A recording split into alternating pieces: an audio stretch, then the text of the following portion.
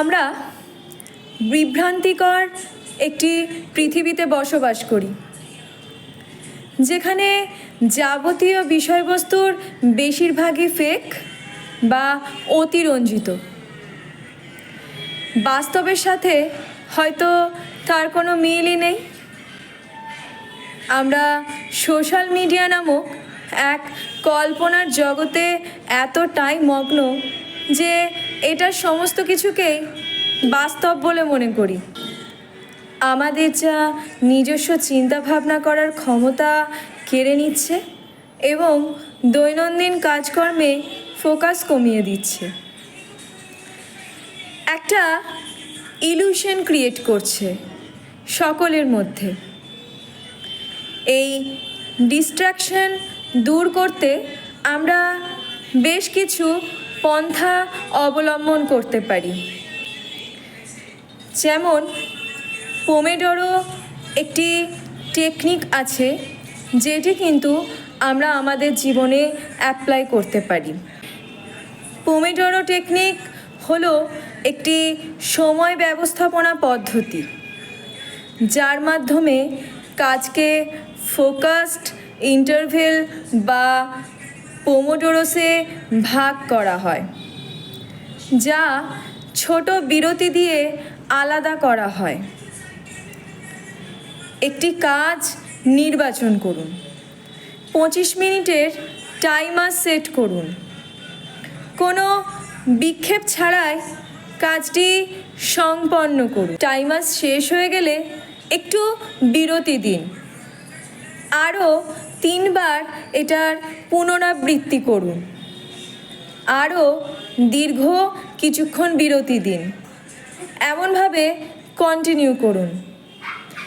এটা আপনাকে ভালোভাবে কনসেন্ট্রেট করতে সাহায্য করবে এবং আরও অ্যাক্টিভ বানাবে, কাজের ডেডিকেশন আনবে। সেকেন্ড যে পথ আমি বলবো সেটি হচ্ছে মেডিটেশন করার। মেডিটেশনের অনেক উপকারিতা রয়েছে, যার মধ্যে চাপ কমানো, স্মৃতিশক্তি উন্নত করা এবং মেজাজ উন্নত করা। এটি আপনাকে আরও আত্মসচেতন এবং সৃজনশীল হতে সাহায্য করে। এটি ভালো ঘুম হতেও কিন্তু সাহায্যকারী এবং রোগ প্রতিরোধ ক্ষমতা বহু গুণ বাড়ায়। থার্ড স্টেপ, খাবারের উপরেও কিন্তু আমাদের ডিস্ট্র্যাকশন ক্রিয়েট হতে পারে। Berries, dark chocolate, avocados, olive oil, beets, rosemary এগুলো কনসেন্ট্রেশনের জন্য কিন্তু ভীষণভাবে উপকারী।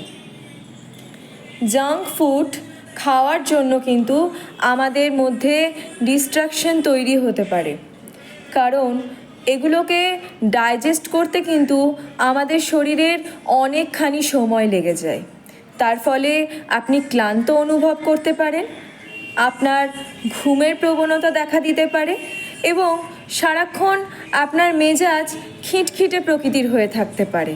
আমাদের চারপাশের মানুষজন এবং পরিচ্ছন্নতাও এখানে বিশেষ ভূমিকা রাখে।